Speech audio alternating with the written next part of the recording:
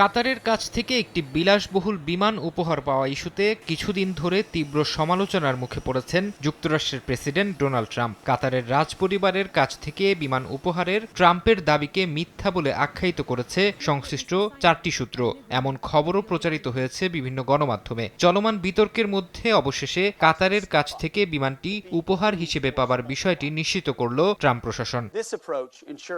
Pentagon নিশ্চিত করেছে মার্কিন প্রতিরক্ষা মন্ত্রী পিট হেগসেথ $400 মিলিয়ন বোয়িং 747 আনুষ্ঠানিকভাবে গ্রহণ করেছেন এবং প্রেসিডেন্ট ট্রাম্পের ব্যবহারের জন্য এটিকে নিরাপদ করতে কাজ চলছে। পেন্টাগনের মুখপাত্র সিন পার্নেল দাবি করেন, মার্কিন ফেডারেলের নিয়ম নীতি মেনেই এই উপহার গ্রহণ করা হয়েছে। বিমান উপহার পাওয়া নিয়ে মার্কিন রাজনীতিতে দেখা দিয়েছে তুমুল বিতর্ক। ডেমোক্র্যাটরা তো বটেই, অনেক রিপাবলিকানও এর বিরোধিতা করছেন। আইনগতভাবে মার্কিন প্রেসিডেন্ট কাতারের কাছ থেকে উপহার পেতে পারেন কিনা এই নিয়েও উঠছে প্রশ্ন। বিশ্লেষকরা বলছেন, এটি স্বার্থের সংঘাত এবং কাতারের সঙ্গে মার্কিন অস্ত্র চুক্তির ওপর এর প্রভাব পড়তে পারে।